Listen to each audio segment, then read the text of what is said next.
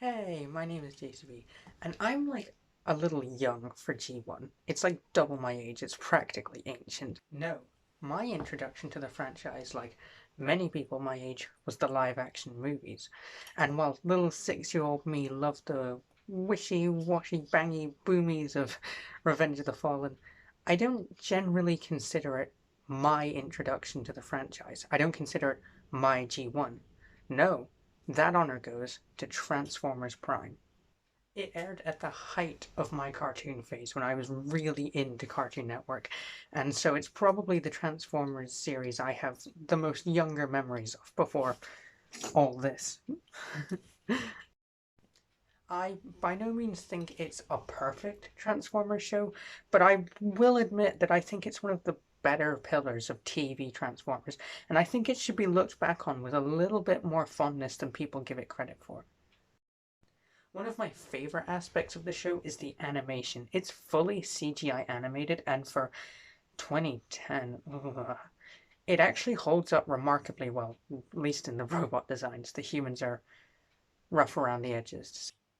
However, for such an expensive animation style, they couldn't exactly make brand new villains for every single episode. Not like Robots in Disguise that would have come out about 5 years later.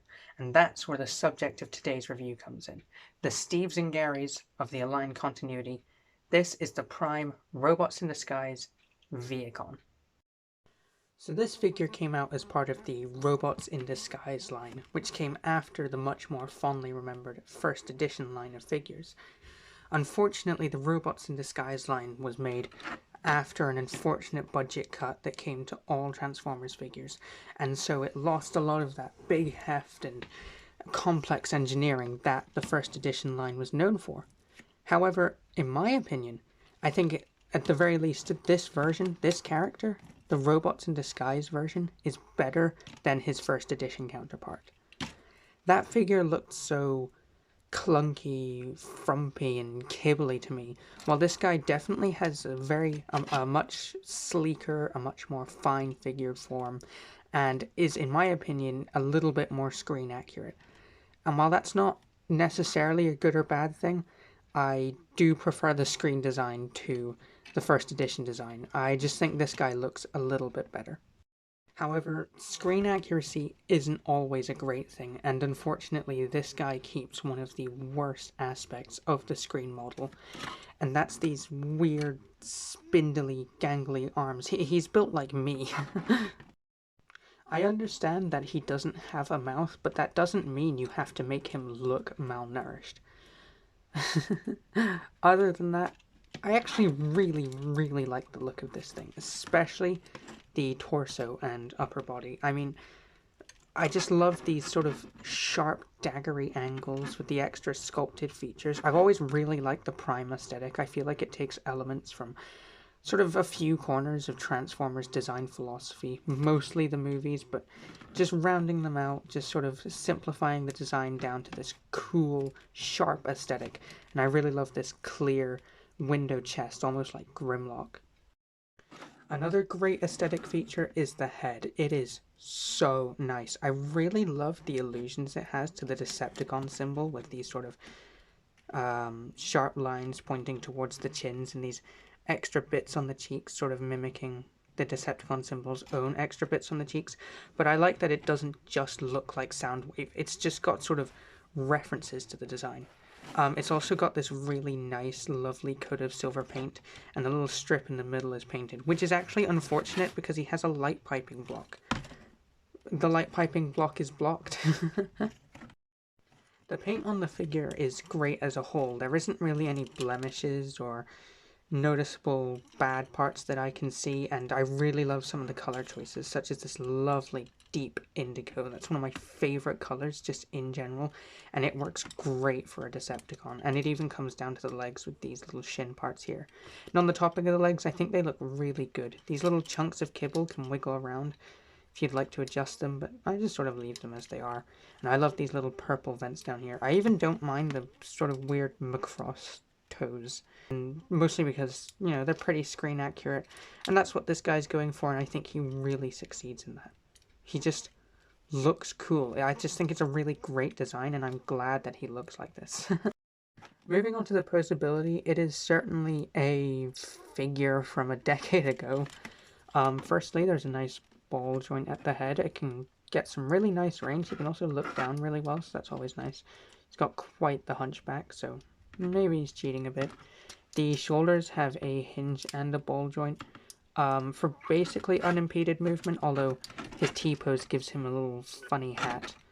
The weird gangly elbows have a fair few joints, a swivel, a hinge, and then a ball joint at the bottom. So you can get a pretty deep elbow bend, and the elbow can also, like, break, I guess. I don't know. But it really just sort of wriggles around, and the hand can also move down. If you'd like to give him a sword, then he can point it at you. It's when you get to the lower leg sections does this figure's age really begin to show. First of all, you've got decent ball joints at the hips, and they're not loose. Actually, none of this figure is loose, but I never like ball joints at the hips. They feel super outdated. He has a dedicated thigh swivel, so that's always appreciated. And this is a real shame, but the knees don't even pull a 90. No, they don't even pull close to a 90. It's a real shame, but I don't know. It's a figure from a long time ago. I can forgive it to an extent, especially the circumstances of its creation. He does have toe movement, but I wouldn't really bother. He is still capable of hitting a pretty fat dab. That's dumb. And finally, for the robot mode section, we have his gun. It's pretty stock standard. It's got some nice detailing, at least on like one side.